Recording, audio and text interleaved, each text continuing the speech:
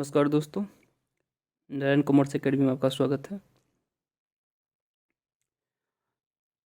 आज हम लोग 11th क्लास के chapter number 2 basic accounting terms को डिस्कस करने वाले हैं। चैप्टर 1 का 3 लेक्चर बहुत ही डेप्थ एनालिसिस करके मैंने आप लोगों को यूट्यूब चैनल पर अपलोड किया है। उम्मीद है आप लोग देख लिए होंगे और आप लोगों को समझ में भी आया होगा। अगर कोई दिक्कत है तो फिर हमें बताइएगा।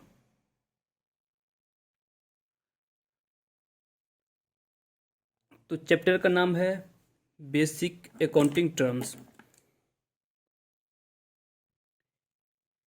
तो बेसिक अकाउंटिंग टर्म में हम क्या पढ़ेंगे कि जो भी मान लीजिए आगे हम लोग पढ़ने वाले हैं अकाउंट्स में, तो यहाँ पे कहाँ कब पढ़ने वाले हैं वो मैटर नहीं करता। अगर अकाउंट्स आप पढ़ रहे हैं, चाहे 11th हो, 12th हो, बीकॉम हो, कोई अदर और कोर्स हो, सब पे ये जो चैप्टर है ना वो सब के लिए फ़ायदेमंद रहेगा। मतलब क्या है, इसका जो यूज है अब अकाउंट्स में हर एक जगह आपको देखने को मिल जाएगा। जब तक आप इसके जो टर्म्स हैं, बेसिक टर्म्स हैं, उसको आप नहीं समझ पाइएगा तो इजी से इजी क्वेश्चन को सॉल्व करना बहुत डिफ़िकल्ट हो जाएगा। तो जितने भी बिजनेस में ट्रांजैक्शन होते हैं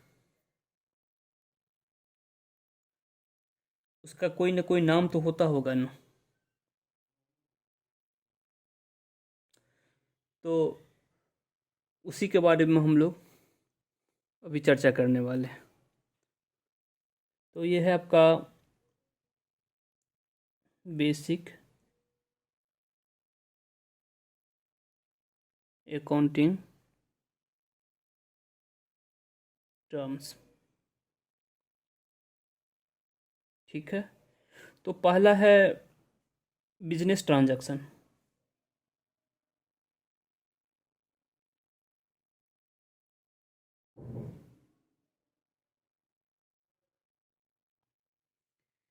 बिजनेस ट्रांजैक्शन, इसका क्या मतलब हुआ? देखिए, ट्रांजैक्शन के बारे में आपको पता है, इवेंट के बारे में भी पता है। तो किसी भी बिजनेस में कोई अगर फाइनेंशियल ट्रांजैक्शंस होता है या कोई इकोनॉमिक इवेंट बिजनेस में अकर होता है, ठीक है, तो वही हो गया आपका business transactions. Business transactions means financial transaction, economic event जिसमें दो पार्टी इन्वॉल्व होते हैं, जिसका रिकॉर्डिंग अकाउंटिंग प्रोसेस के द्वारा होता है बुक्स ऑफ अकाउंट में। इससे इससे होता क्या है,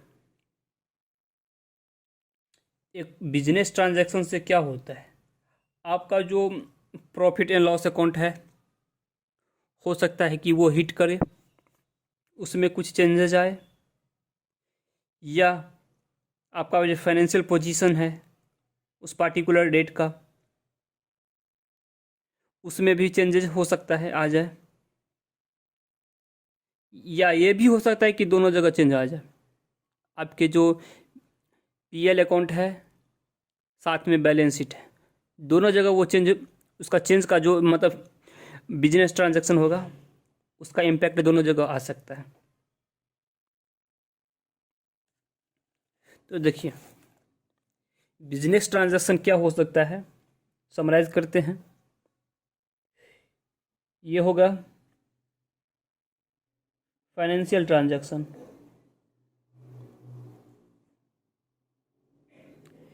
या इकोनॉमिक इवेंट। इवेंट बहुत सारा होता है, इकोनॉमिक इवेंट हो सकता है, नॉन इकोनॉमिक इवेंट हो सकता है। ऐसा इवेंट जिसको मॉनेटरी टर्म में हम लोग एक्सप्रेस कर सकें, जिसे हम मॉनेटरी टर्म में एक्सप्रेस कर सकते हैं, वही उसी इवेंट को हम बिजनेस ट्रांजैक्शन में कवर करेंगे। ये क्या होगा, फाइनेंशियल ट्रांजैक्शन होगा या इकोनॉमिक इवेंट होगा? दो पार्टी चाहिए। आप खुद से तो लेन देन नहीं कर सकते ना, खुद को खरीदोगे खुद को बेचोगे तो ये कोई ट्रांजैक्शन नहीं हुआ। दो पार्टी होना चाहिए, ठीक है। दो पार्टी हो सकता है या मोर देन टू पार्टी भी हो सकता है, ठीक है। एक ये हो गया।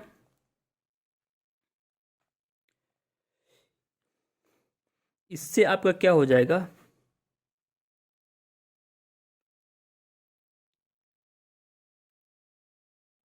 इट में change balance sheet and profit and loss account.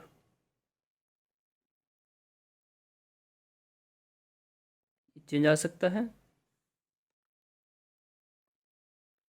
दो पार्टी होगा, टू पार्टी। एक पार्टी होगा आपका डेबिट, एक पार्टी हो जाएगा क्रेडिट, ठीक है। एक हो सकता है डेटर, वो गिवर हो जाएगा तो दूसरा रिसीवर हो जाएगा, ऐसे ही करके इसके बारे में हम लोग बाद में देखेंगे। देखिए, तो फाइनेंशियल ट्रांजैक्शन कैसे हुआ, बिजनेस फाइनेंशियल ट्रांजैक्शन या बिजनेस ट्रांजैक्शंस।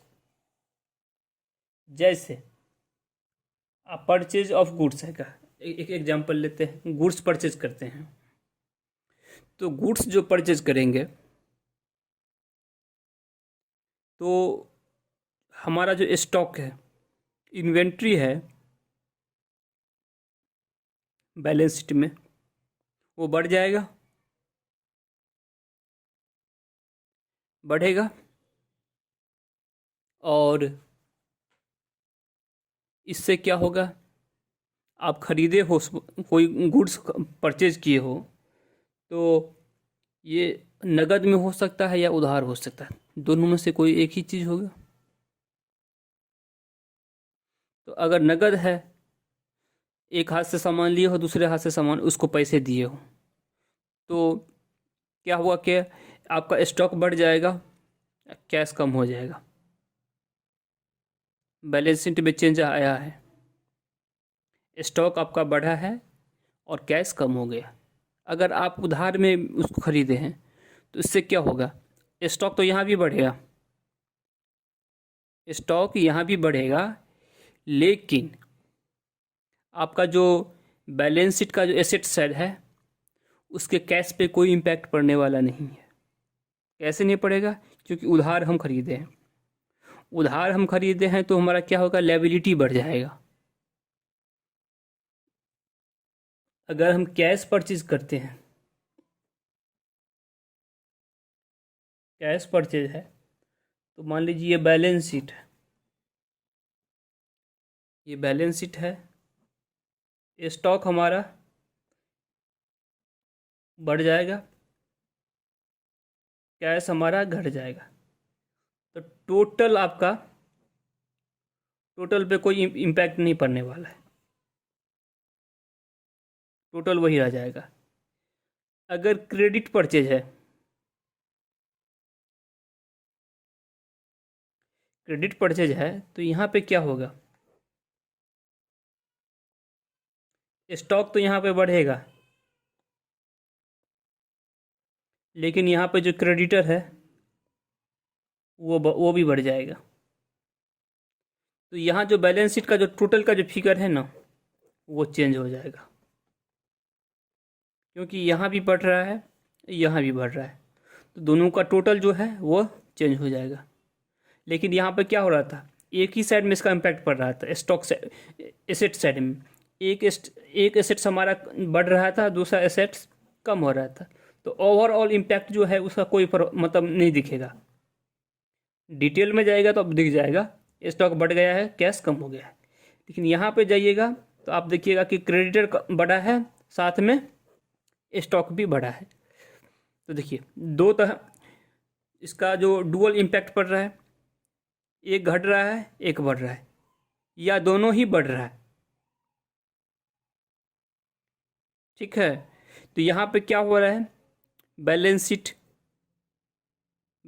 चेंज हो रहा है। बैलेंस शीट को वो क्या कर रहा है, हिट कर रहा है। प्रॉफिट एंड लॉस अकाउंट को ये कब हिट करेगा, जब वहाँ का वो उस टाइप का कोई ट्रांजैक्शंस होगा।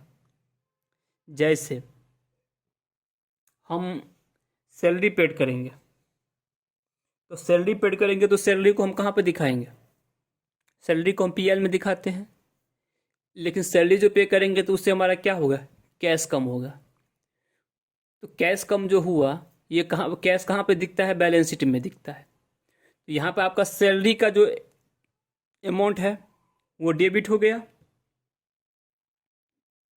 मान लीजिए 10,000 रुपये आप सैलरी दिए हैं किसी स्टाफ को, तो आपका जो पीएल है, पीएल का डेबिट साइड 10,000 से बढ़ जाएगा। सेम टाइम आपका जो कैश बैलेंस है वो भी 10,000 रुपया से कम हो जाएगा। तो यहाँ पे दो, ये एक ट्रांजैक्शन एक ही हो रहा है, लेकिन पूरे फाइनेंशियल स्टेटमेंट को ये क्या कर रहा है, हिट कर रहा है। कैसे हिट कर रहा है, आपके पीएल में एक पीएल को भी हिट कर रहा है ये, सेम टाइम ये क्या कर रहा है, आपके बैलेंस शीट को भी हिट कर रहा है। तो ये जो बिजनेस ट्रांजैक्शंस हैं, ऐसा नहीं कि हर एक ट्रांजैक्शन आपके दोनों मतलब फुल स्टेटमेंट को हिट करेगा, balance sheet as well as profit and loss account. ये हो सकता है कि ये पीएल में ही सिमट कर रह जाए, पीएल में ही रह जाए, या हो सकता है कि बैलेंस शीट में ही रह जाए, और ये भी हो सकता है कि दोनों में इसका इम्पैक्ट दिख जाए आपको। तो ये इसको हम मतलब बिजनेस ट्रांजैक्शन को थोड़ा ब्रीफली हम आपको क्या किए हैं, बता दिए। बुक में और दिया हुआ है external transaction, internal transaction, cash transaction, credit transaction, सब हम बता चुके हैं। इस पे अभी जाने की ज़रूरत नहीं है। जब इसका टाइम आएगा उसको और हम डीपली आप लोगों को बताएंगे। दूसरा टर्म आ रहा है आपका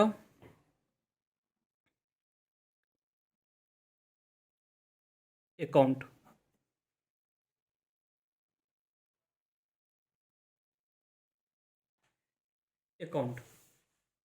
अकाउंट क्या है कि मान लीजिए कोई ट्रांजैक्शन होता है, तो उसको आप किसी नाम से तो जानेंगे ना, उसको किसी हेड में तो बुक करिएगा। उस पार्टिकुलर ट्रांजैक्शन को किसी पार्टिकुलर हेड में तो आप दिखाइएगा ना। यही क्या होता है, आपका अकाउंट होता है। तो अकाउंट से क्या होता है, जो कोई अकाउंट में हम आइटम को बुक करते हैं, किसी फाइनेंशियल ट्रांजैक्शन को, तो ये इसमें सिर्फ अमाउंट ही नहीं दिखता है, अमाउंट तो दिखेगा ही, लेकिन उसका इफेक्ट है, उसका डायरेक्शन है, वो भी दिख जाएगा। जैसे हम कोई एसेट्स परचेज करते हैं, कैश में, तो इससे क्या दिखेगा, मान लीजिए फिक्स एसेट्स हम क्या किए हैं, परचेज किए, तो फिक्स एसेट्स हमारा बढ़ जाएगा, कैश हमारा कम हो जाएगा। तो इसका बैलेंस शीट पे क्या इफेक्ट पड़ेगा, बैलेंस शीट पे ये इफेक्ट पड़ेगा कि जो फिक्स एसेट्स है, लॉन्ग टर्म एसेट्स, वो बढ़ गया है, और जो हमारा करेंट एसेट्स है, लिक्विड एसेट्स है, कैश, वो कम हो गया है। तो अकाउंट्स के और भी एग्जाम्पल है, जैसे सेल्स हो गया, परचेज हो गया, सैलरी है, प्रीपेड एक्सपेंस है, आउटस्टैंडिंग एक्सपेंस है, एसेट्स है, लायबिलिटी है, सब के सब क्या है, उससे जो रिलेटेड कोई भी फाइनेंशियल ट्रांजैक्शन होगा, तो उस हेड में हम क्या करेंगे, उसको बुक करेंगे। यही क्या होता है, अकाउंट। ठीक है। तीसरा आपका है कैपिटल।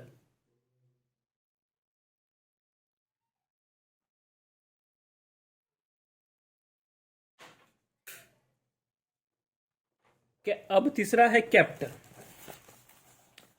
कैपिटल किसको बोलेंगे, क्या चीज है कैपिटल?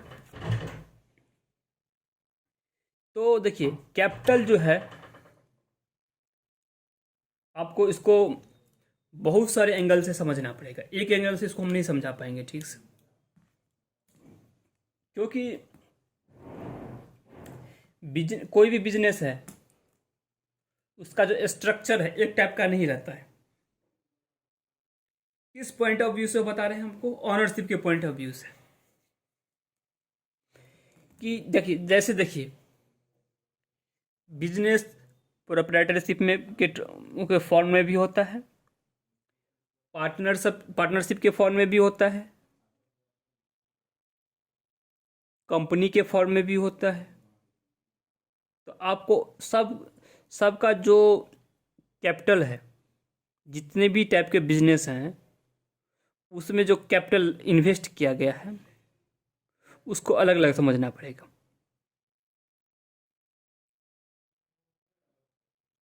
अब देखिए, जैसे हम लोग प्रोप्राइटरशिप देखते हैं, तो प्रोप्राइटरशिप में क्या होता है कि जो बिजनेसमैन है, वो अपना पैसा क्या किया, इन्वेस्ट किया।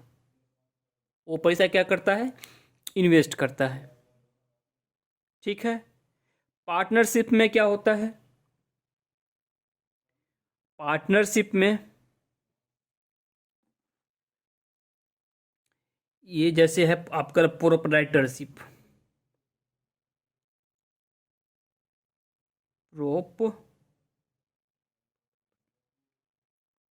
प्रोप्राइटरशिप हो गया, पार्टनरशिप होता है, और कंपनी हो गया। इन तरीके से देख लीजिए प्रोप्राइटरशिप। तो ये इन्होंने जिनका बिजनेस है, ऑनर है, उन्होंने क्या क्या पैसा लगा दिया, तो वही कैपिटल हो गया। पार्टनरशिप जो है, पार्टनरशिप में क्या होता है, एक से अधिक पार्टनर्स होते हैं, वह क्या करते हैं, पैसा उसमें इन्वेस्ट करते हैं। ठीक है। तो ये जो पार्टनर प्रोप्राइटरशिप हो गया, पार्टनरशिप हो गया, ठीक है, ये इसमें जो कैपिटल इन्वेस्ट होता है, कैपिटल जो इन्वेस्ट होता है, वो ये मनी भी हो सकता है, एसेट्स भी हो सकता है। मनी भी हो सकता है, एसेट्स भी हो सकता है। तो मनी का मतलब कैश, कैश लगाना, और एसेट्स का मतलब क्या, जैसे देख लीजिए, दो पार्टनर्स मिलके क्या करते हैं, कोई नया बिजनेस स्टार्ट करते हैं। मान लीजिए दोनों ने वो डिसाइड किया कि 50 लाख हम क्या करते हैं, पैसा हम लगाते हैं, ज्वेलरी का बिजनेस स्टार्ट करेंगे। तो एक पार्टनर्स ने क्या किया, 50 लाख कैश दे दिया, और दूसरे ने क्या किया, 25 लाख रुपया कैश दिया, और 25 लाख रुपया का बिल्डिंग दे दिया। टोटल कितना हो गया, 50 लाख हो गया। उसमें अब उन्होंने क्या किया, अपना बिजनेस स्टार्ट कर लिया। तो जरूरी नहीं है कि कैपिटल जो है वो आपके ये कैश में ही हो, कैश में तो होगा ही, और वो दूसरे मॉनेटरी एसेट्स में भी हो सकता है, जिसका अपना एक मॉनेटरी वैल्यू, ये दोनों यहाँ पे यूज हो जाएगा। अब हम आते हैं यहाँ पे कंपनी में। तो कंपनी जो है, कंपनी में जो कंट्रीब्यूटर्स होते हैं, पैसे जो लगाने वाले हैं, कंपनी में मेनी कंट्रीब्यूटर्स होते हैं।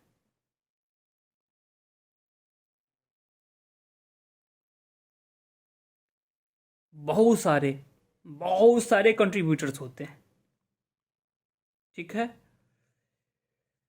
तो इसमें क्या होता है, इसी को हम क्या बोलते हैं?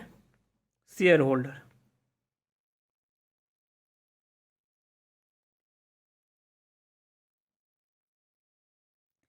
और यही क्या करते हैं, इसमें पैसे लगाते हैं। अब जैसे देखिए, ये कंपनी का कैपिटल है, ये कंपनी का कैपिटल है। कैपिटल है, इसको आप क्या कर दीजिए, ऐसे ऐसे कर दीजिए, टुकड़ों में बांट दीजिए।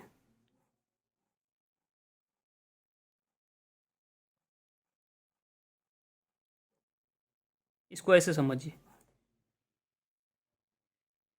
इसमें क्या होता है, एक ने इतना परचेज कर लिया, इतना कैपिटल परचेज कर लिया, तो इसका होल्डिंग इसके पास आ जाएगा। एक ने इतना का परचेज कर लिया, इतना पोर्शन, मतलब कि जैसे इसका वैल्यू 10 लाख रुपया है, कंपनी का जो शेयर कैपिटल है टोटल 10 लाख का है, तो किसी के, और एक शेयर्स का जो वैल्यू है 10 रुपया है, तो किसी ने क्या किया है, अगर 10 लाख है, 10 रुपया का है, तो 1 लाख शेयर्स होंगे।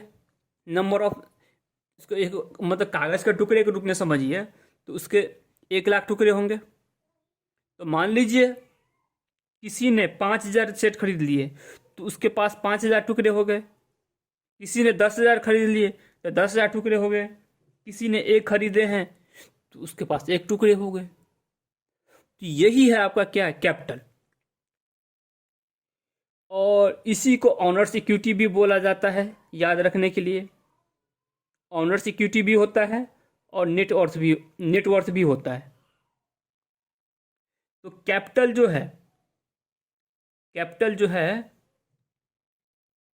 कैपिटल हमेशा एसेट्स में से लायबिलिटी को लेस करिएगा, वही होता है।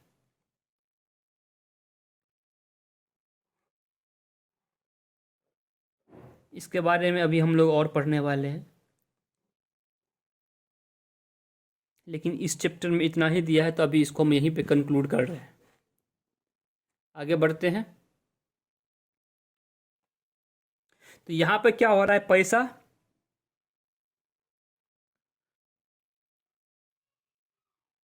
इसको ऐसे समझिए, मनी इन्वेस्टेड बाय ओनर। जो बिजनेस के मालिक हैं वो क्या कर रहे हैं, पैसा इन्वेस्ट कर रहे हैं। अब इसका ठीक एक अपोजिट टर्म आ रहा है आपका,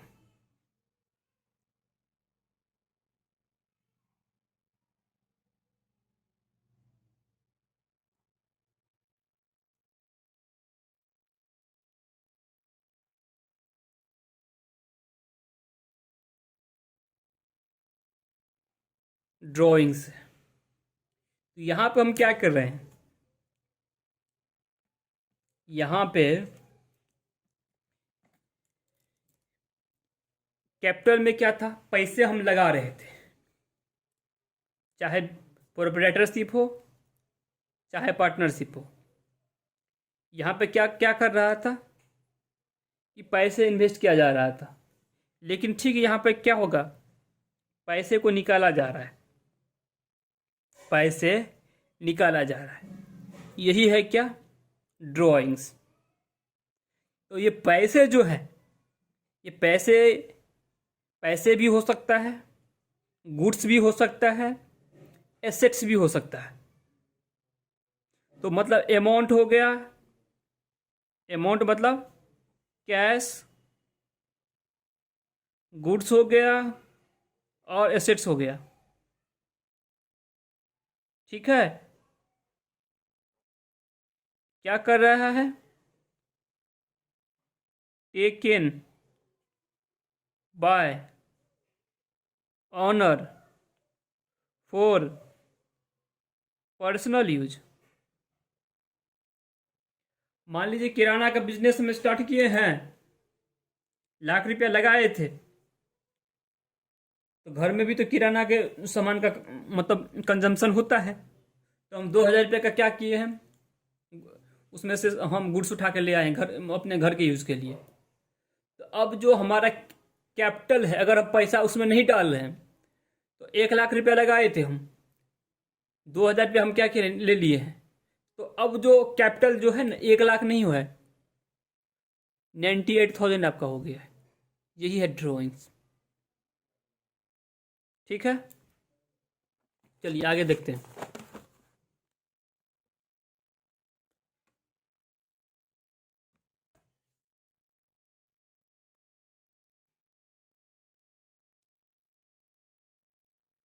लायबिलिटी।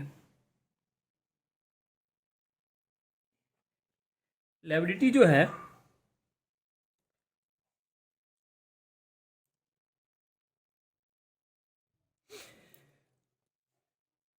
लायबिलिटी का मतलब क्या कि amount payable by business,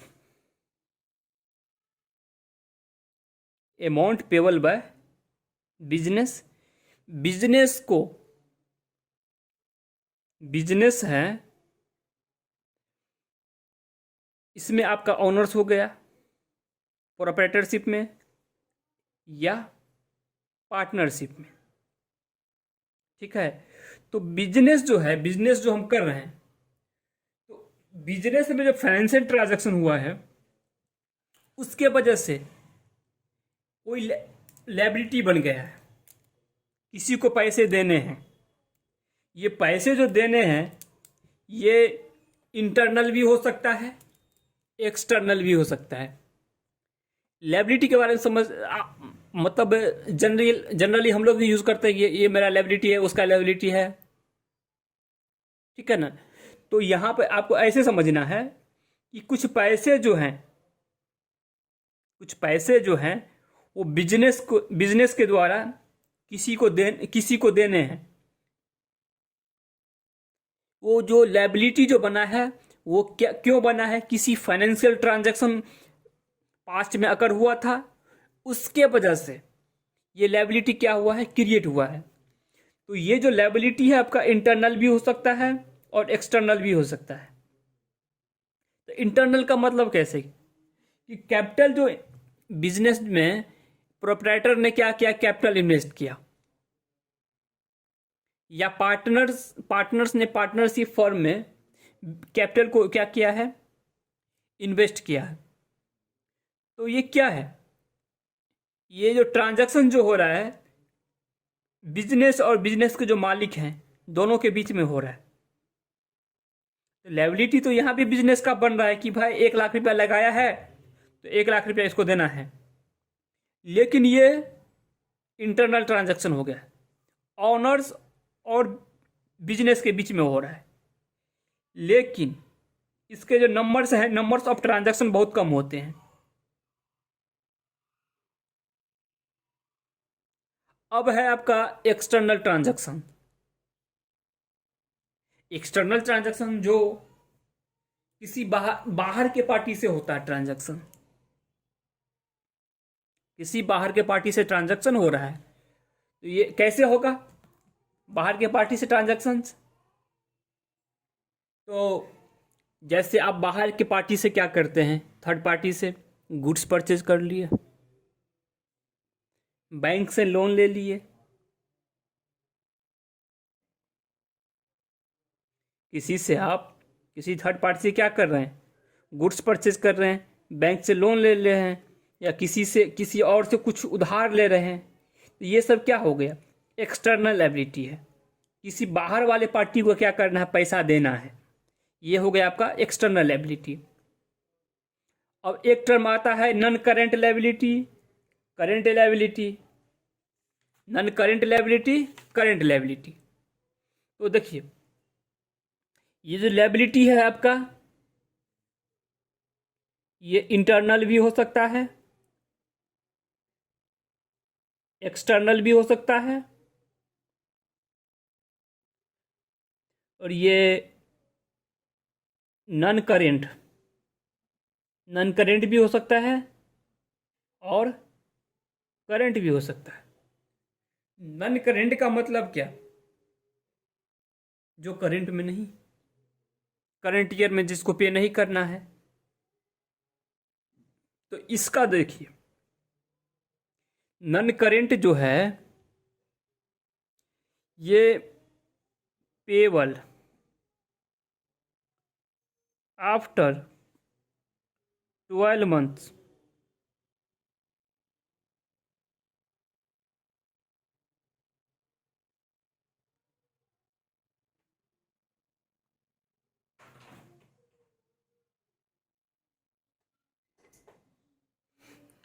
payable after 12 months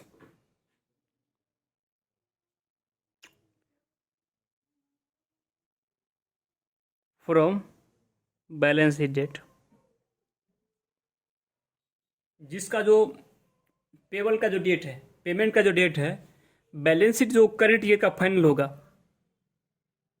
वहाँ से 12 महीने के बाद है। ठीक है, और यहाँ पे है within payable within 12 months from balance sheet date. Balance sheet date के 12 महीने के अंदर आपको क्या करने हैं, इसका पेमेंट करना जरूरी है। ये हो गया लायबिलिटी। अब आगे आ जाता है एसेट्स। एसेट्स जो है इसको समझते हैं, एसेट्स क्या होता है। हिंदी में इसको संपत्ति भी बोलते हैं। ठीक है, तो देखिए एसेट्स का मतलब हुआ है properties. It may be tangible assets, it may B intangible assets. कोई ऐसा संसाधन, इकोनॉमिक रिसोर्स जो एंटिटी के पास है, कोई ऐसा वस्तु, वो दिखने वाला भी हो सकता है, न दिखने वाला भी हो सकता है। ठीक है, लेकिन है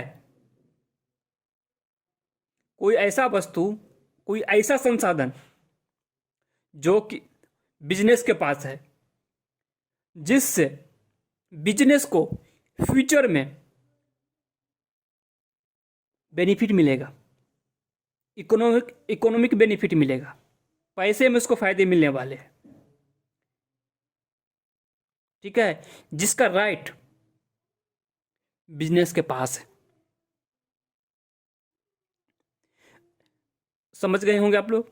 assets are properties, it may be tangible, it may be intangible, owned by entity और इंटरप्राइजेस। ठीक है, इससे क्या होगा, क्या एसेट्स से क्या होता है। एसेट्स जो है, एसेट्स से बिजनेस में होता क्या है, एसेट्स से ही तो कमा कर पैसा आता है। जिसके जिसके पास जितना एसेट्स है, जिस कंपनी के पास जितना एसेट्स है, वो उतना ही ताकतवर है। जिसके पास कम एसेट्स है वो कमजोर है। आपके पास ज्यादा एसेट्स है तो आप ज्यादा ताकतवर हैं। मेरे पास कम एसेट्स है तो मैं कमजोर हूं, मैं कम ताकतवर हूं।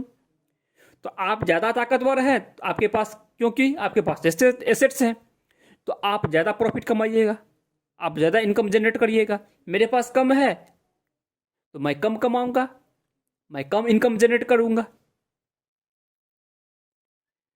और इसके बहुत इसके टैप पे जाते हैं तो बहुत बहुत टाइप के एसेट्स होते हैं, उसको भी हम लोग समझेंगे। तो देखिए एसेट्स के कुछ कैरेक्टरिस्टिक्स है, उसको समझ लेते हैं। वो एसेट्स जो है बिजनेस के पास होना चाहिए। ठीक है, ये हो सकता है कि फिजिकल फॉर्म में हो, या हो सकता है कि नॉन फिजिकल फॉर्म में हो। जरूरी नहीं है कि वो दिखने वाला ही हो, जरूरी नहीं है कि दिखने वाला ही हो। इसको भी हम लोग एक्सप्लेन करने वाले हैं, दिखने वाला ना दिखने वाला। ठीक है, और जिसका कुछ आज के डेट में उसका कुछ वैल्यू हो, अगर उसको हम अभी बेचते हैं तो उससे हम कुछ जो वैल्यू है फेच कर सकते हैं। ठीक है, उससे हम उस एसेट्स को मॉनेटरी वैल्यू में एक्सप्रेस कर सकते हैं कि भाई 1 लाख का है, 2 लाख का है, 5 लाख का, 10 लाख का, कुछ भी उसको हम एक्सप्रेस कर सकते हैं। अब यहां पे बता रहा है कि जो एसेट्स है ये नॉन करेंट एसेट्स भी हो सकता है, करेंट एसेट्स भी हो सकता है, फिक्टिशियस एसेट्स भी हो सकता है।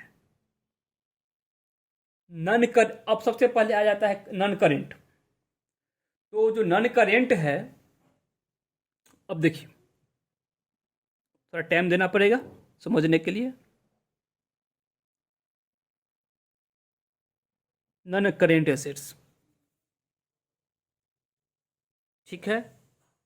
नॉन करेंट एसेट्स मतलब कंपनी के पास है, नोट फॉर रीसेल, हम बेचने के लिए इसको नहीं रखे हैं, बेचने के लिए नहीं है। ये कहां पे आ जाता है? नॉन करेंट में। इसमें हो जाएगा टेंजिबल, टेंजिबल एसेट्स और intangible assets. Tangible assets, non intangible assets. Tangible assets किसको बोलेंगे हम? टेंजिबल एसेट्स इसको बोलेंगे जिसको टच किया जा सकता है, देखा जा सकता है, मतलब जो फिजिकल फॉर्म में है, जो फिजिकल फॉर्म में है, सिंपल वर्ड, फिजिकल फॉर्म में है। Can be seen, yes, can be touch, yes, छू सकते हैं, देख देख सकते हैं, छू सकते हैं, फिजिकल टर्म में है तभी छू सकते हैं, देख सकते हैं। अब देखिए इंटेंजिबल एसेट्स, इंटेंजिबल है तो मतलब क्या? ठीक इसका अपोजिट होगा, note in physical form, can't be seen, can't be touch. अब कैसे टच है, कैसे सीन है, इसको लीजिए आप। जैसे बिल्डिंग है, लैंड है, फर्नीचर है, कंप्यूटर है। बिल्डिंग को दिखाई देता है, हाँ दिखाई देता है, लैंड दिखाई देता है, दिखाई देता है, फर्नीचर दिखाई देता है, ये भी दिखाई देता है, कंप्यूटर हाँ दिखाई देता है। ये सब क्या है? Tangible assets.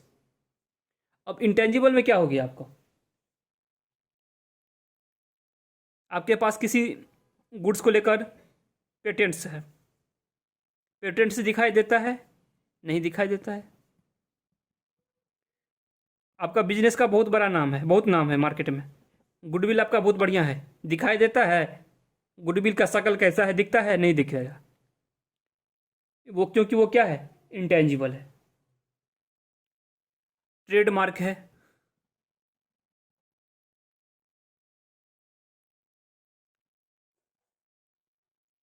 सॉफ्टवेयर है,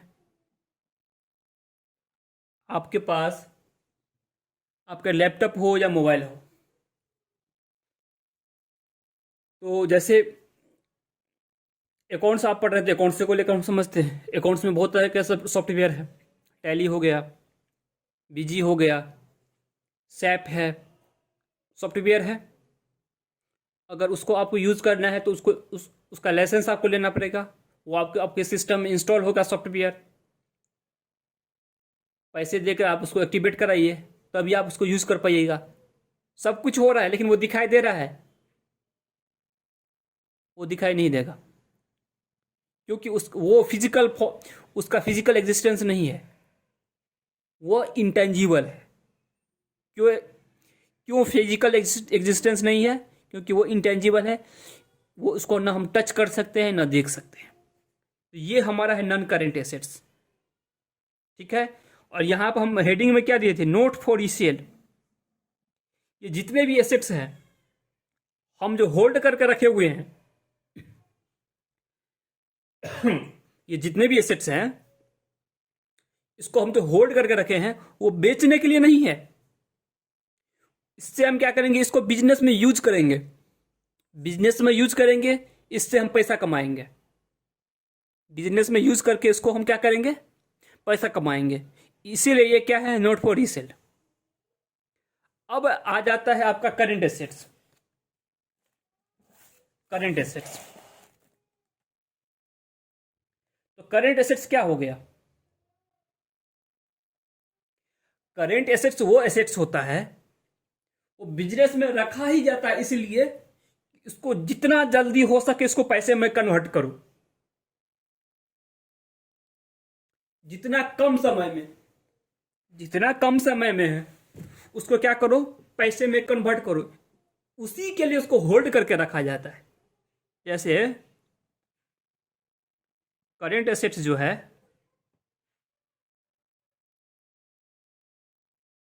held for resale,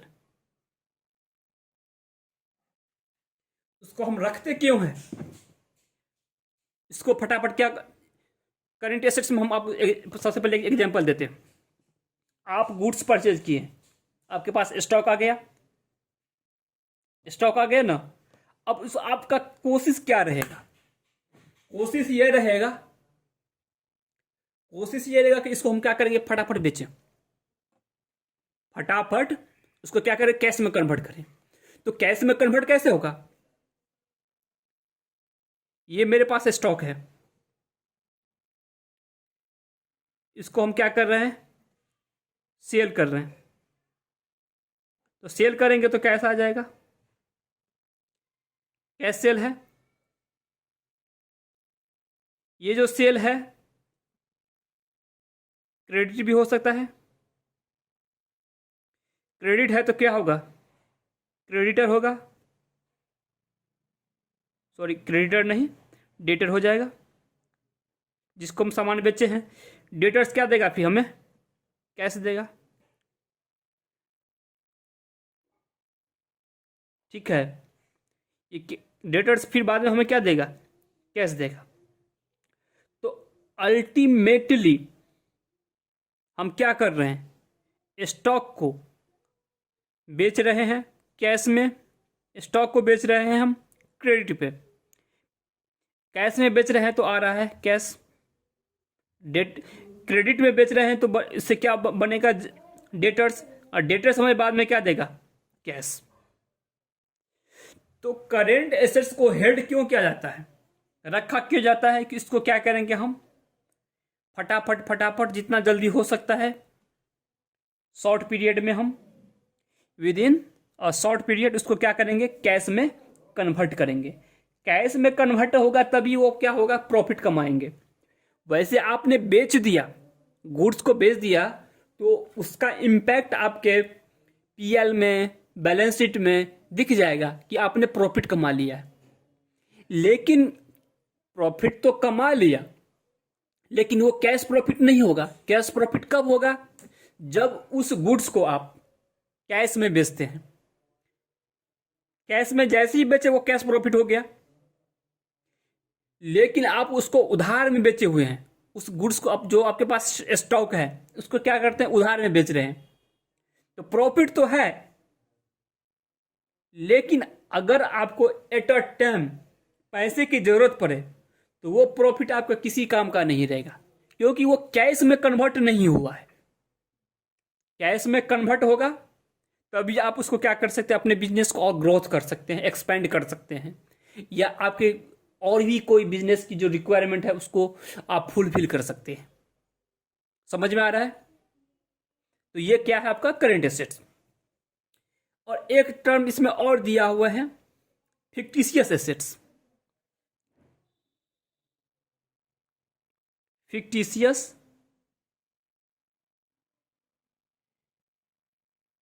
fictitious assets. Fictitious assets क्या है, ये समझिए, न ये टेंजिबल है न इंटेंजिबल है।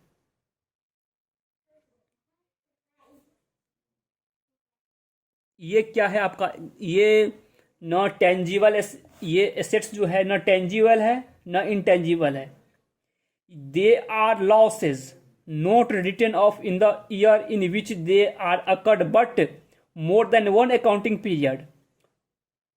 कोई ऐसा खर्चा हुआ था, ठीक है, कोई ऐसा खर्चा हुआ था या कोई बड़ा लॉस हुआ था जिसका इंपैक्ट एक से अधिक सालों में पड़ने वाला था, कोई ऐसा लॉस हुआ, कोई ऐसा भारी भरकम खर्चा हुआ जिसका इम्पैक्ट एक साल में ना, एक से अधिक सालों में पड़ने वाला है, तो उसी को हम क्या करते हैं, फिक्टिशियस एसेट्स के नाम पे हम दिखाते हैं बैलेंस शीट के एसेट साइड में। एक छोटा सा एग्जांपल लेकर उसको हम क्या करते हैं, कंक्लूड करते हैं। जैसे आप क्या कर रहे हैं, आप बिजनेस स्टार्ट किए हैं और एक बहुत ही अच्छा प्रोडक्ट आप लॉन्च करने वाले हैं। बहुत ही अच्छा प्रोडक्ट, ध्यान से सुनिएगा, क्लियर, क्रिस्टल क्लियर हो जाएगा आपका कॉन्सेप्ट। कोई एक गुड्स है बहुत ही, जिसका मार्केट में डिमांड बहुत अच्छा है, आपको पता है कि ये बिकेगा ही बिकेगा, तो चाहते हैं कि इसको इनकैश किया जाए और ये जो हम कम से कम 5 साल तक इस गुड्स को हम बेचेंगे मार्केट में, कोई दिक्कत नहीं है। आपने रिसर्च करवा लिया है कि 5 साल तक नो डाउट कोई दिक्कत नहीं है, कोई कुछ भी हो जाए चलेगा ही चलेगा, ठीक है। अब गुड्स को लॉन्च करने से पहले, मार्केट में आप लॉन्च करने वाले हैं, उससे पहले भारी भरकम एडवर्टाइजिंग करते हैं। बड़े बड़े सुपरस्टार सबको क्या करते हैं, अपने एडवर्टाइजमेंट में उसको दिखाते हैं, अपने प्रोडक्ट को प्रमोट करते हुए। तो एडवर्टाइजिंग तो बहुत तरीके से होता है, प्रिंट मीडिया हो गया, डिजिटल मीडिया हो गया, अब तो ऑनलाइन भी आप यूट्यूब पे भी एडवर्टाइज कर सकते हैं, अपने प्रोडक्ट को प्रमोट कर सकते हैं। तो उसमें क्या हो रहा है कि बहुत अच्छा, मतलब भारी भरकम खर्चा हो गया आपका एडवर्टीजमेंट में। तो लेकिन एडवर्टीजमेंट तो आप करंट ईयर में कर रहे हैं, बट इसका जो प्रॉफिट है, इसका जो बेनिफिट है, आपको कई सालों तक, कम से कम 5 साल तक तो मिलेगा ही, कम से कम 5 साल तक मिलेगा ना। तो बेनिफिट आपको 5 साल में मिलेगा, 5 साल तक मिलेगा। अब उस सारे खर्चे को तो आप एक ही साल में खर्चा के रूप में नहीं दिखा सकते ना, उसको 5 टुकड़ों में आप बांटिएगा। एक टुकड़ा को करंट में, फिर दूसरे टुकड़े को अगले साल, फिर अगले साल, अगले साल, अगले साल, 5 साल में उसको क्या करिएगा, आप खत्म करिएगा। तो जब तक वो खत्म नहीं होता है, जब तक वो खर्चा खत्म नहीं होगा, तब तक वो एसेट्स साइड में, बैलेंस शीट के एसेट साइड में फिक्टिशियस एसेट्स के रूप में दिखता रहेगा। 5 साल के बाद वो धीरे धीरे धीरे धीरे खत्म, ऑटोमेटिक वहां से हट जाएगा। यही क्या है आपका फिक्टिशियस एसेट्स, ठीक है। मेरे विचार से ये भी समझ में आ गया होगा आपको। चलिए आगे हम देखते हैं क्या है।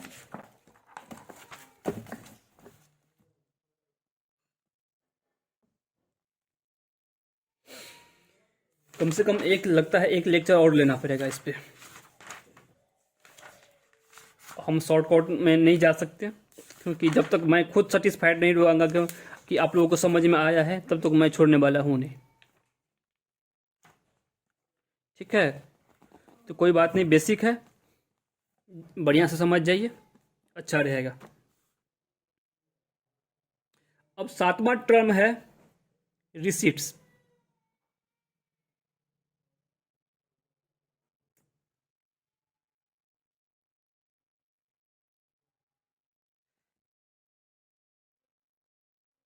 अब देखिए, रिसिप्ट का मतलब क्या हुआ। रिसिप्ट का मतलब हुआ कि कुछ आप प्राप्त किए हैं, कुछ आपके पास आया है, आप अमाउंट रिसिप्ट किए हैं, ठीक है। तो रिसिप्ट, ये जो रिसिप्ट है, ये इसको आप ऐसे समझिए,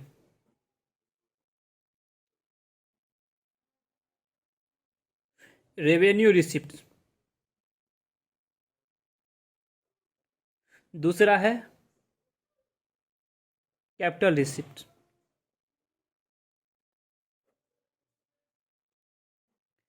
revenue receipt, capital receipt.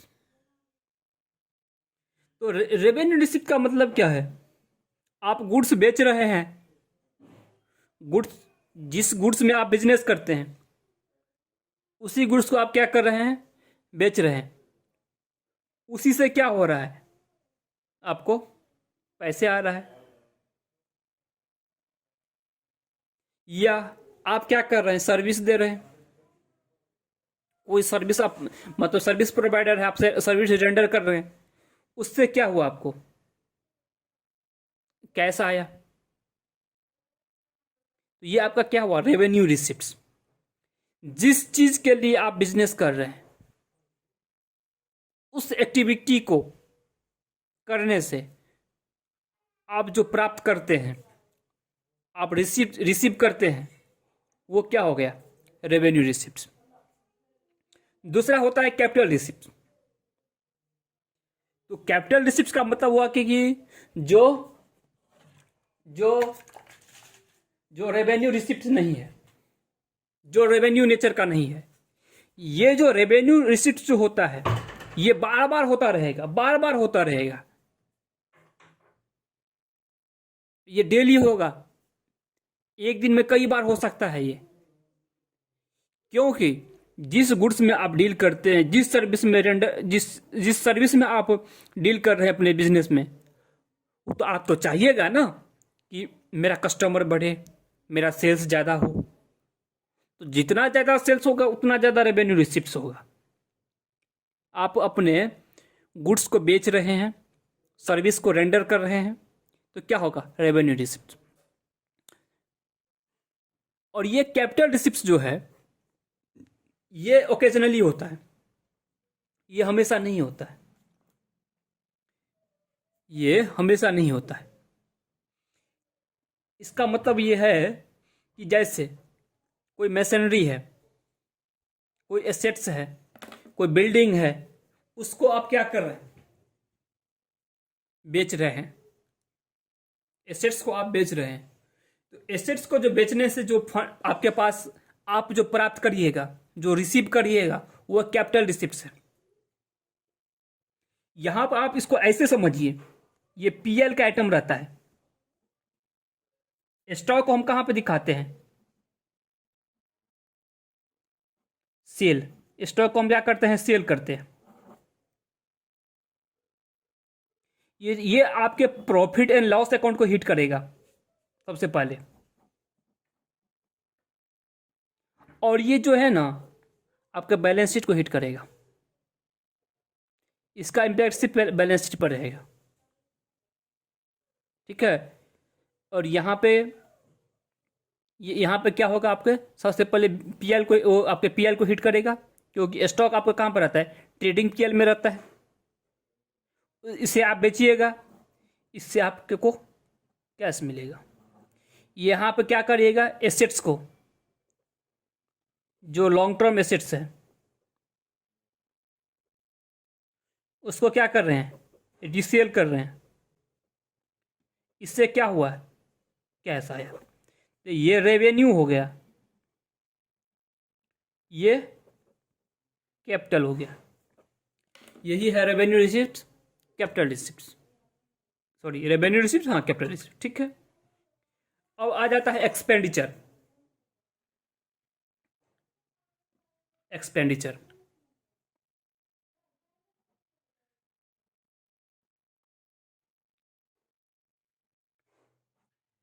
Expenditure जो है, ये भी ऐसे ही है। आपको कैपिटल एक्सपेंडिचर है, रेवेन्यू एक्सपेंडिचर है, और एक आ जाता है डेफर्ड रेवेन्यू एक्सपेंडिचर।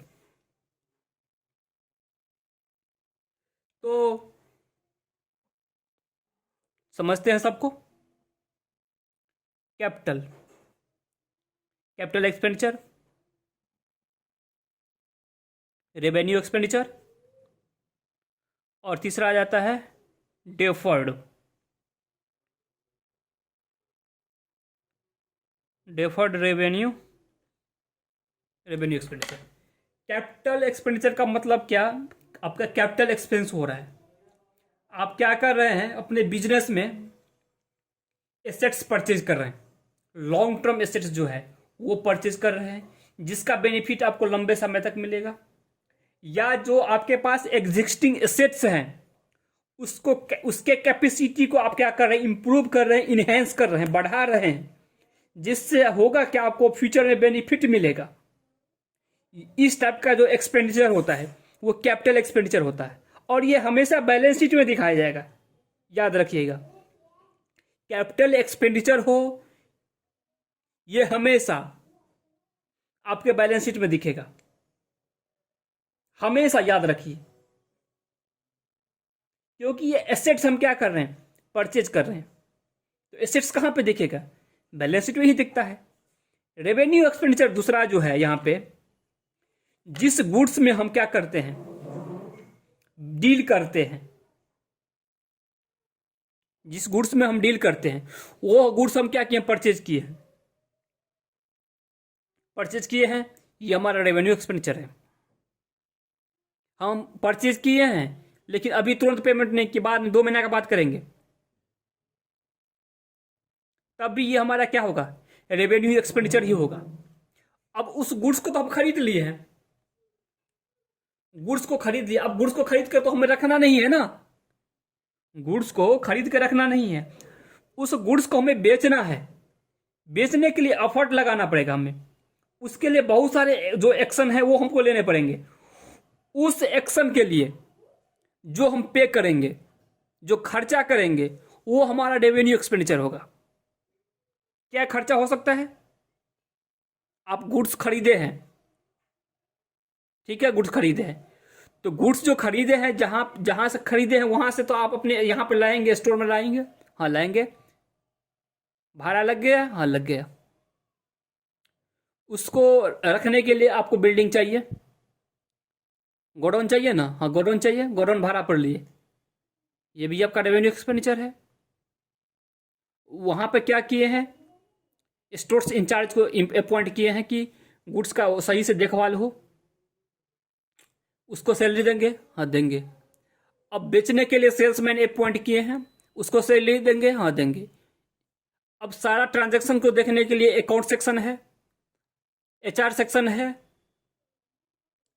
जितने भी बिजनेस मतलब बिजनेस में सारे जो एक्टिविटी है सबको मैनेज करने के लिए आप क्या करिएगा, सैलरी दीजिएगा। ऑफिस का जो बिल्डिंग है उसके लिए रेंट दीजिएगा, इलेक्ट्रिसिटी चार्ज दीजिएगा, वाटर चार्ज दीजिएगा, टेलीफोन चार्ज दीजिएगा। ये सारे के सारे एक्सपेंस हो रहा है, उसके पीछे एक ही मकसद है, हम जो गुड्स में डील कर रहे हैं उसको बेचकर हम क्या करेंगे, प्रॉफिट कमाएंगे। तो प्रॉफिट कमाने के लिए जितना भी हम खर्चा कर रहे हैं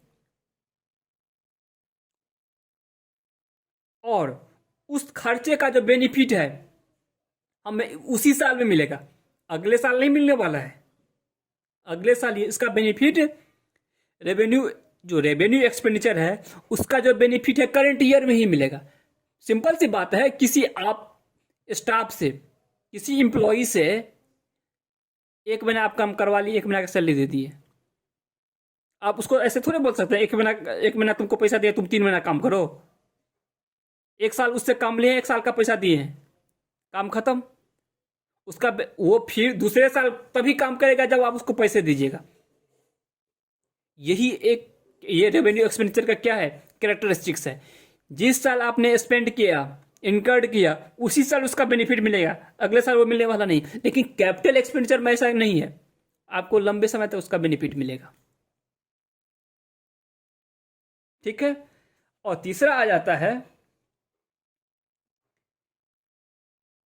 डेफर्ड रेवेन्यू एक्सपेंडिचर।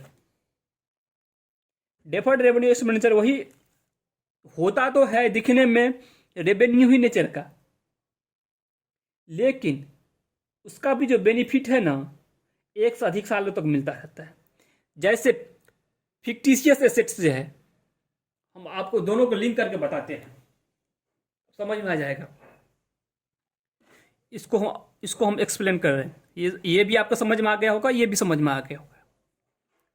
ये फर्स्ट ईयर है, ईयर वन, ये बैलेंस शीट है, ये पीएल है। मान लीजिए ईयर 1 में क्या हुआ था, 1 लाख रुपया खर्चा हुआ था, किस चीज़ पर, एडवर्टीजमेंट में। तो एडवर्टीजमेंट में 1 लाख रुपया खर्चा हुआ था, पता क्या चला कि इसका बेनिफिट हमें 2 साल मतलब 5 साल तक मिलेगा। तो ईयर वन में हम क्या करेंगे, 20,000 को पीएल में डेबिट करेंगे और 80,000 को यहाँ पे दिखाएंगे हम। दोनों कितना हो गया, 1,00,000। इतना का बेनिफिट हम, जितना का बेनिफिट हमको मिला है साल में, उतना को हम क्या किए, पीएल में ले गए। और जितना का बेनिफिट बचा हुआ है उसको हम बैलेंस शीट में रखेंगे। अब ईयर 2 चलिए, फिर यहाँ पर हम क्या करेंगे, 20,000 दिखाएंगे। ये 20,000 कहाँ से आया, इसमें से आया।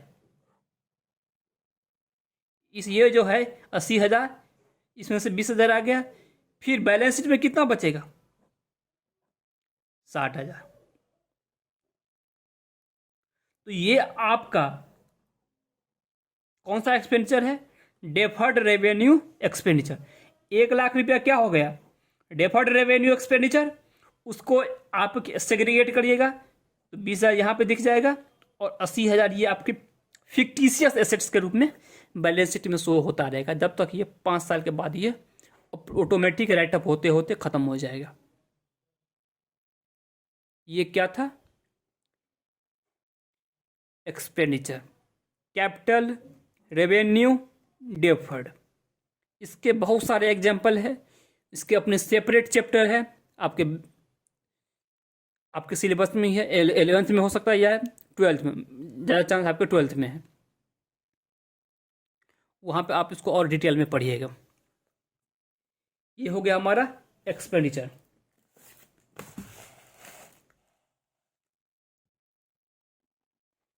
अब है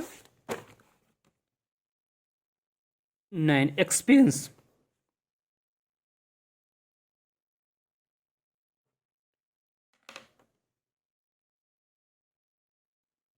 अब है क्या, यहां पर बता रहा है कि expense is the cost incurred for generating revenue.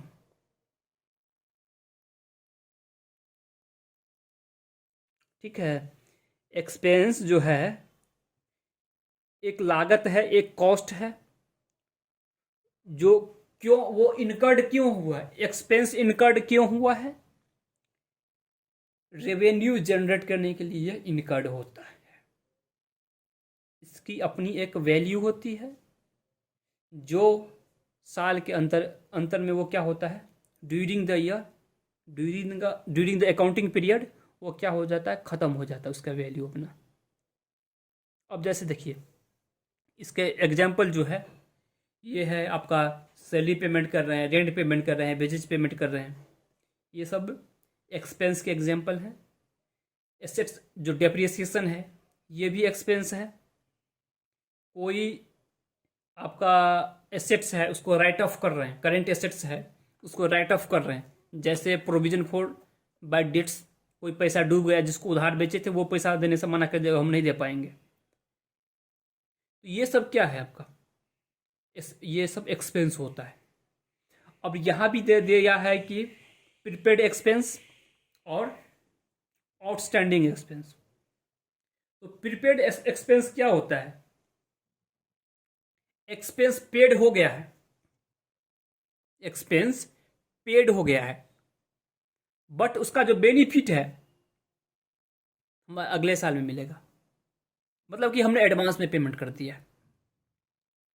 Expense paid हो गया है, but benefit not received, it will be received in next year. जैसे आप एग्जाम्पल, बहुत मतलब सिंपल सा एग्जाम्पल है, इसको समझिए। बिल्डिंग है बिजनेस का बिल्डिंग है, उसका हम क्या कराते हैं, हर एक साल इंश्योरेंस कराते हैं।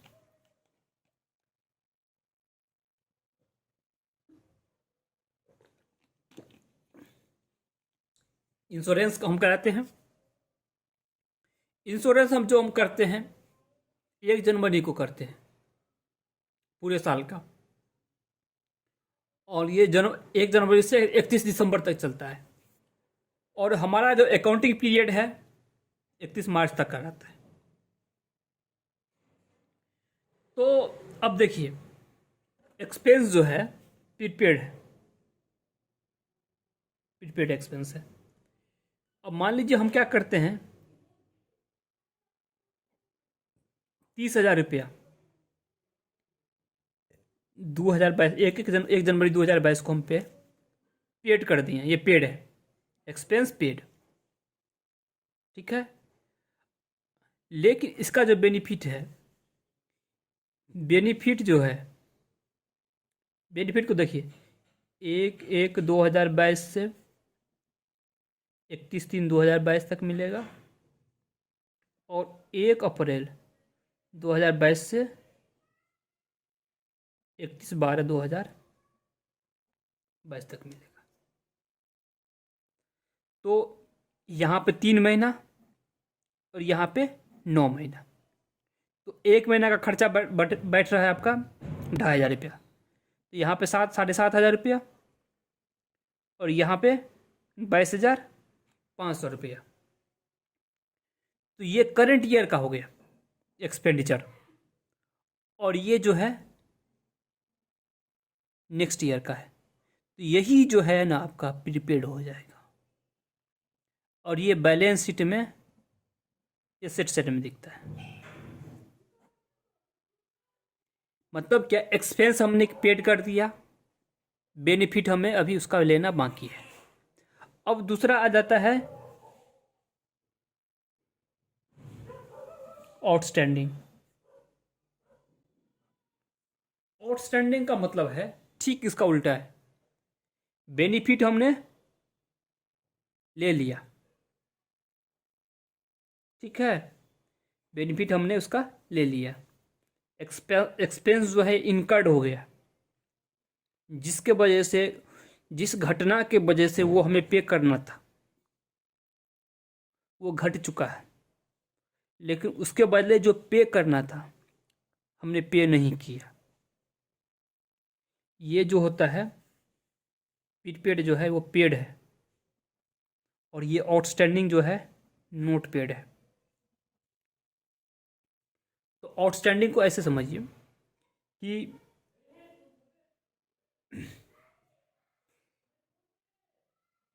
जैसे मार्च है,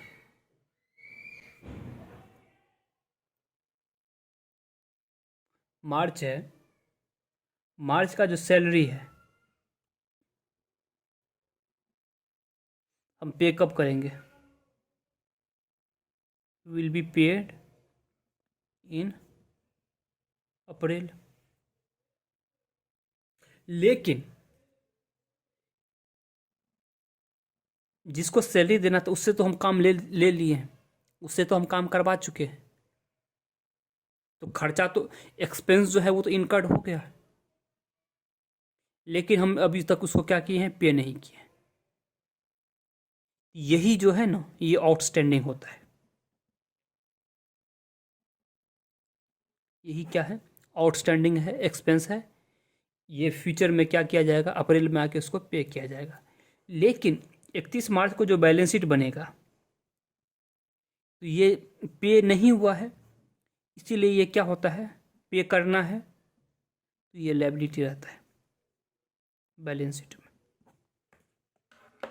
ये पे हो चुका है एडवांस में, इसलिए एसेट्स है, क्योंकि इससे हम बेनिफिट लेंगे।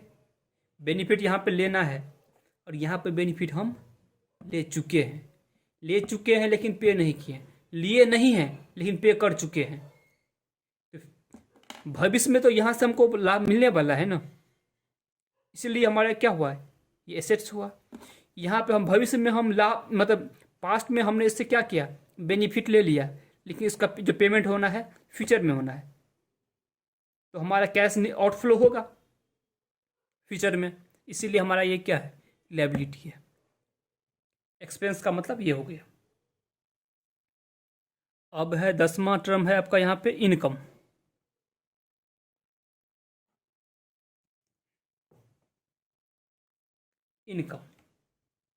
इनकम का मतलब होता है रेवेन्यू में से आप क्या करिए, अपना खर्चा घटा दीजिए। रेवेन्यू में से पूरे साल में आपने जितना रेवेन्यू जनरेट किया उसमें से क्या करिए, खर्चा घटा दीजिए। यही होता है आपका इनकम।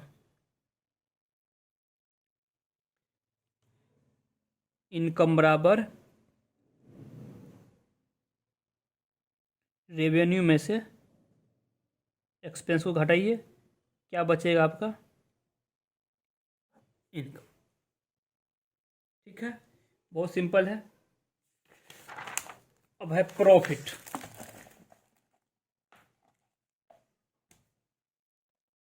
अब है प्रॉफिट।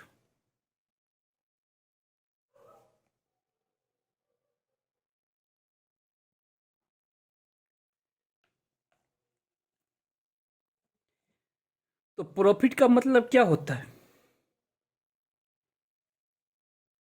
प्रॉफिट का मतलब होता है कि इनकम फ्रॉम ऑपरेटिंग एक्टिविटी, जो आपका बिजनेस का मेन एक्टिविटी है, उससे जो आप आपको इनकम होता है। मतलब क्या? बिजनेस का एक्टिविटी करके, यहीं से समझिए, बिजनेस का एक्टिविटी के तो वहाँ से क्या हुआ? रेवेन्यू आया। मतलब सेल किए, रेवेन्यू आया। उस सेल के लिए हम क्या किए? खर्चा किए। तो जो बचा इनकम, वो हो गया प्रॉफिट। यहाँ पे देखिए, इनकम और प्रॉफिट दोनों अलग चीज हो जाता है। इनकम बताते हैं आपको, जैसे ये इनकम है, तो प्रॉफिट ये हो सकता है। प्रॉफिट का मतलब क्या? जो हमारा मेन एक्टिविटी है, बिजनेस रिलेटिंग ट्रांजैक्शंस है, उससे हम क्या कर रहे हैं? प्रॉफिट कमा रहे हैं। वो हमारा जो मार्जिन है, वो ये हो जाता है। और ये सब जो हिस्सा है ना, मान लीजिए क्या हुआ, मेरे पास पैसे बचे हुए थे, डिविडेंड, हम मार्केट में पैसा लगा दिए शेयर्स में, डिविडेंड आ गया, इंटरेस्ट आ गया, इंटरेस्ट आ गया। तो ये सब हमारा क्या है? इनकम है। प्रॉफिट जो है, प्रॉफिट जो है हमारा जो बिजनेस का कोर एक्टिविटी है, कोर मेन एक्टिविटी है, वहां से जो हमको इनकम आ रहा है, वो हमारा प्रॉफिट होता है। तो दोनों को एक चीज, मतलब एक ही तरीके से आप नहीं समझ सकते। ये जो है, इसका जो एरिया है वो बहुत ही ब्रॉडर है, लेकिन इसका जो एरिया है इससे थोड़ा नैरो है।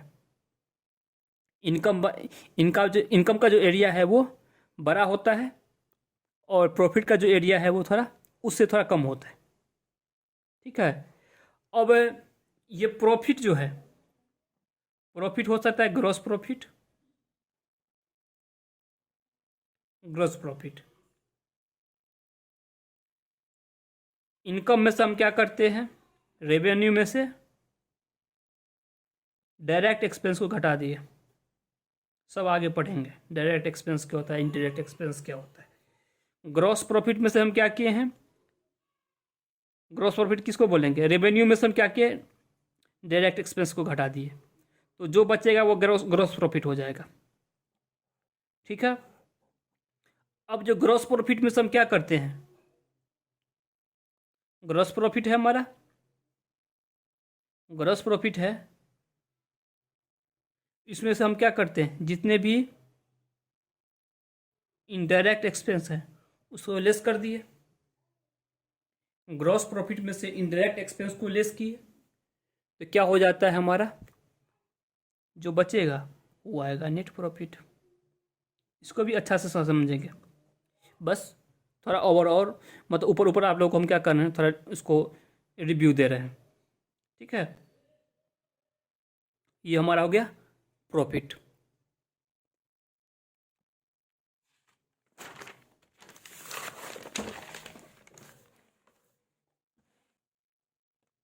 अब आगे का टर्म है गेन। गेन, गेन जो होता है, जो बिजनेस का डे टू डे ट्रांजैक्शन है, वहां से ये नहीं आता है। कोई मतलब क्या कि profit earn from transaction incidental to business, gain is a gain is a increase. एक मिनट एक मिनट।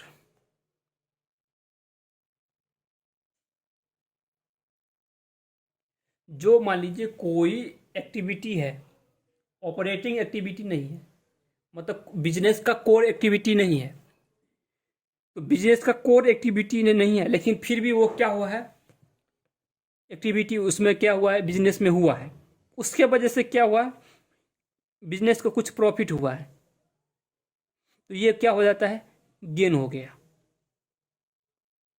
तो जैसे हम क्या करते हैं, मशीनरी को बेच लिया तो वहां से कुछ गेन हो गया, प्लांट को बेच लिए उससे कुछ गेन हो गया।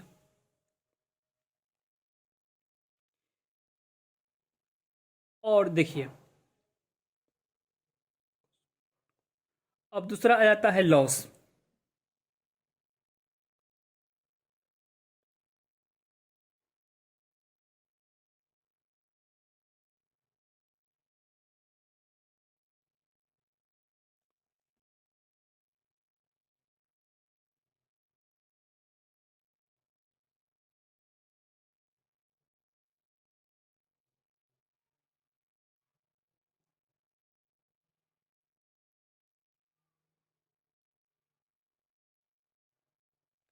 और लॉस जो है, लॉस क्या होता है, लॉस हुआ कि मान लीजिए जितना आपने रेवेन्यू जनरेट किया, जितना आपको रेवेन्यू हुआ है उससे ज़्यादा क्या हुआ, खर्चा हो गया, एक्सपेंस जो है वो ज़्यादा हो गया, ओवर हो गया है, वही क्या होता है, लॉस होता है। लॉस का मतलब क्या, loss is excess of expenses of a period over its revenue and other income. इससे होता क्या है कि जो ऑनर्स के जो फंड हैं, इक्विटी है, कंपनी का जो एसेट्स है, वो क्या होता है, कम हो जाता है। कंपनी की जो ताकत है, लॉस लॉस के होने से क्या होता है कि कंपनी का जो ताकत है ना, वो धीरे धीरे कमजोर होती जाती है, और प्रॉफिट से क्या होता है, कंपनी ताकतवर होते जाता है। तो इन शॉर्ट आपको ऐसे समझना है कि जितना हम कमाए थे उससे ज़्यादा हमको क्या हुआ, खर्चा हो गया। तो यही क्या होता है, लॉस होता है। अब आगे का टर्म है परचेज।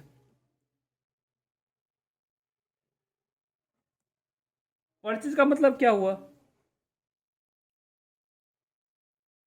परचेज का सिंपल से मतलब है कि हम कुछ परचेज कर रहे हैं, कुछ परचेज कर रहे हैं, जिससे हम क्या करें, उसको उससे हम कुछ मैन्युफैक्चर करेंगे और फिर इसको क्या करेंगे, बेच देंगे। उससे हम क्या करेंगे, परचेज जो हमारा है वो रॉ मटेरियल हो सकता है या फिनिश गुड्स हो सकता है। तो रॉ मटेरियल है तो हम क्या करेंगे, रॉ मटेरियल से दूसरा गुड्स बनाएंगे, फिनिश गुड्स, और उसको हम बेच देंगे। और अगर हम ट्रेडिंग कंसर्न है तो उसी गुड्स को क्या करेंगे, खरीदेंगे और फिर अगले पार्टी को हम बेच देंगे। और ये परचेज जो है, ये आपका कैश परचेज भी हो सकता है और क्रेडिट परचेज भी हो सकता है। अब 15 नेक्स्ट टर्म है आपका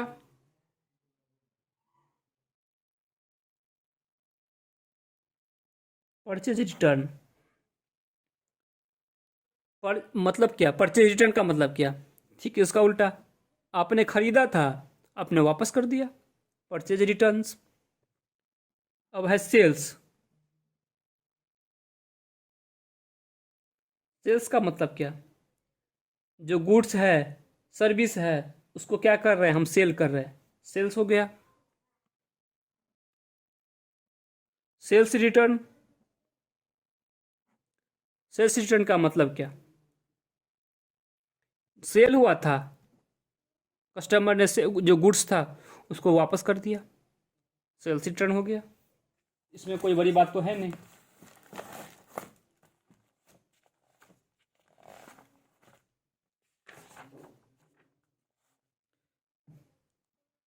अब है रेवेन्यू फ्रॉम ऑपरेशन।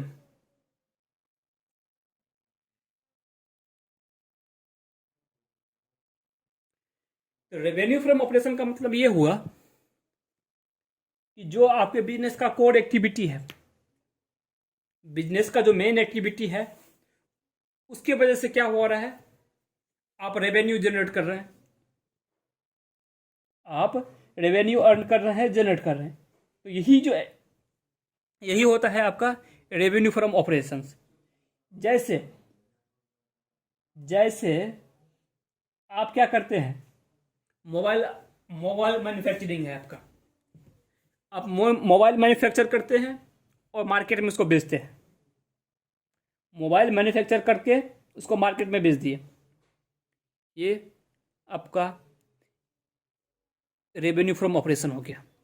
मतलब क्या, उस मोबाइल को बेचने से मार्केट में, मैन्युफैक्चर करके मार्केट में बेचने से जो आप सेल्स जनरेट किए हैं,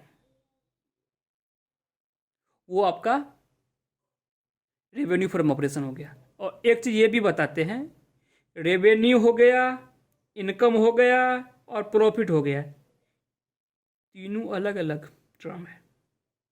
तीनों को इसको तीनों को एक मत समझिएगा, नहीं तो सारा का सारा मामला बिगड़ जाएगा।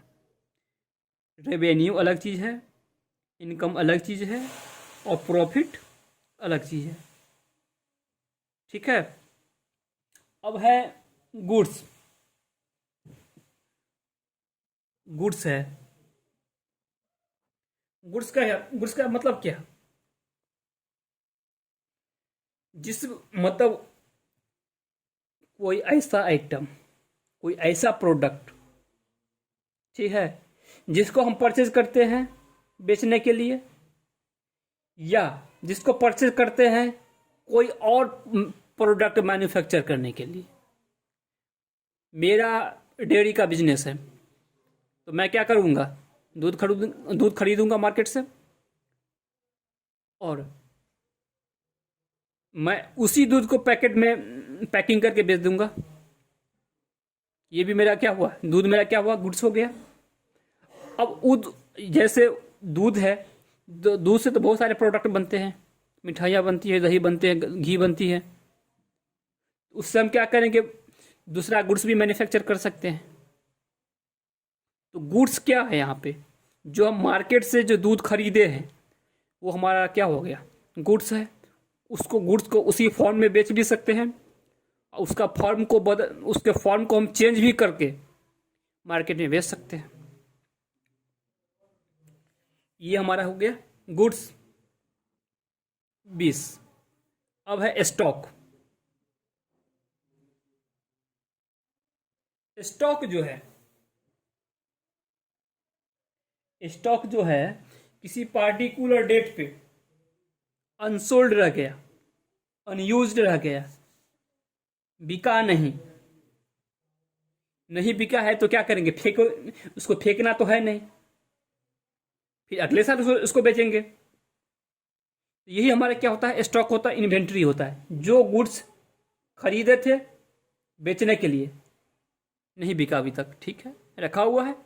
जो गुड्स हम खरीदे थे उससे हम कोई और चीज़ मैन्युफैक्चर करने के लिए, डिफरेंट प्रोडक्ट, लेकिन अभी उससे हम क्या किए, उसको प्रोडक्ट को उससे दूसरा प्रोडक्ट मैन्युफैक्चर नहीं किए हैं, तो वो क्या हुआ है, बिजनेस में रखा हुआ है। तो वही क्या हो जाता है, स्टॉक। जो गुड्स हम खरीदे थे वो अनसोल्ड रह गया, अनयूज्ड रह गया, वही हो जाता है स्टॉक। स्टॉक हो सकता है ओपनिंग, ये हो सकता है क्लोजिंग। तो ओपनिंग क्लोजिंग जो है ये आपका रॉ मटेरियल भी हो सकता है, कच्चा जो खरीदे थे वही रखा हुआ है, WIP, उस पर कुछ प्रोसेस हुआ है, कुछ रह गया है। ये भी हो सकता है कि फिनिश गुड्स, जो गुड्स हम खरीदे थे उसको कन्वर्ट कर दिए हैं लेकिन बिका नहीं है, इसलिए रखा हुआ है। ये गुड्स हम खरीदे हैं, एज इट रखा हुआ है। ये गुड्स जो है उसको हम क्या है कि मैन्युफैक्चरिंग किए हैं, लेकिन पूरा का पूरा मैन्युफैक्चरिंग नहीं हुआ है। मान लीजिए उसके 4 प्रोसेस है, 4 प्रोसेस में से 2 प्रोसेस हुआ है, 2 प्रोसेस अभी बचा हुआ है, उसको अगले साल करेंगे। तो ये क्या हुआ है, वर्क इन प्रोग्रेस। और ये इसमें सारा का सारा प्रोसेस हो गया, लेकिन ये अभी तक बिका नहीं है, तो ये क्या हो गया, फिनिश गुड्स। ठीक है।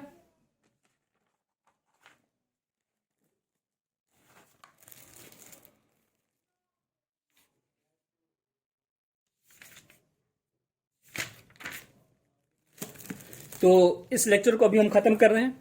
ठीक है, एक छोटा सा लेक्चर और हमको लेना पड़ेगा इस चैप्टर के लिए। उसमें सारा का सारा ये जो बेसिक अकाउंटिंग टर्म है वो हम क्लियर कर देंगे। ठीक है, तो इस लेक्चर को आप लोग थोड़ा ध्यान से देख लीजिएगा। इसका जो फ़ायदा है वो आपको पूरे लाइफ लॉन्ग मिलने वाला है।